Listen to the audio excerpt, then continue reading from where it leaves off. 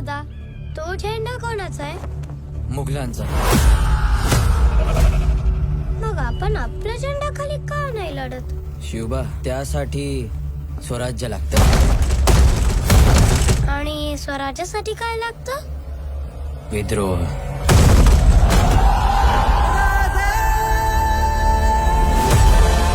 मगरूर हुकमांना कळू द्या, मराठे मातीत गाडले जात नाहीत, ते मातीत पेरले जातात.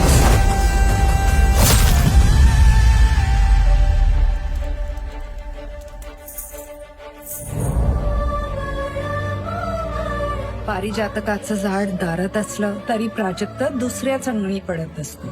तुम्ही आमच्या दारी हळदी पुरतेच, अंगण स्वराज्याचं.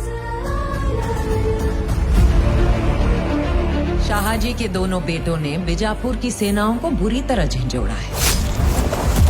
हाथ में लाठी और तेवर तलवार के, लाठी से धर्म बचाओगे? धर्म की रक्षा ही शंभू का धर्म है.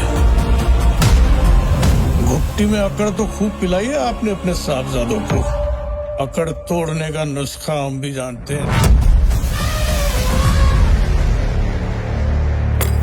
अगर तराजू में एक तरफ अफजल हो, दूसरी तरफ दुनिया के सारे सुरमा हो, और खुदा से भी पूछा जाए कि किसका पलड़ा भारी है, तो पूरी कायनात से एक ही आवाज आएगी, अफजल, अफजल, अफजल.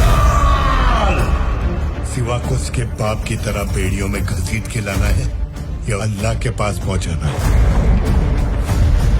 शिकार जब तक नजरों के सामने है, तीर चला देना चाहिए. कधी मुघल, कधी आदिलशाही, या सगळ्या पाठशाहींच्या छाताडावर पाय रोवून हिंदवी स्वराज्याचं स्वप्न पाहतोय आम्ही. आई भवानीच्या नावानं.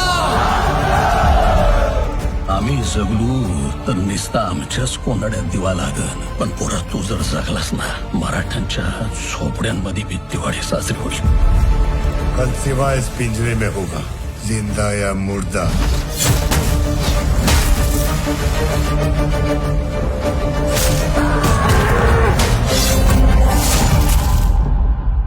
आम्हाला खानाचं मस्तक पाहिजे शिवबा.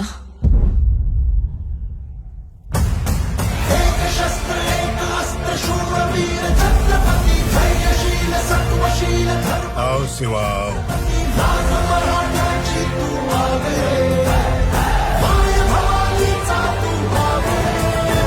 हे हिंदवी स्वराज्य व्हावे ही तर श्रींची इच्छा.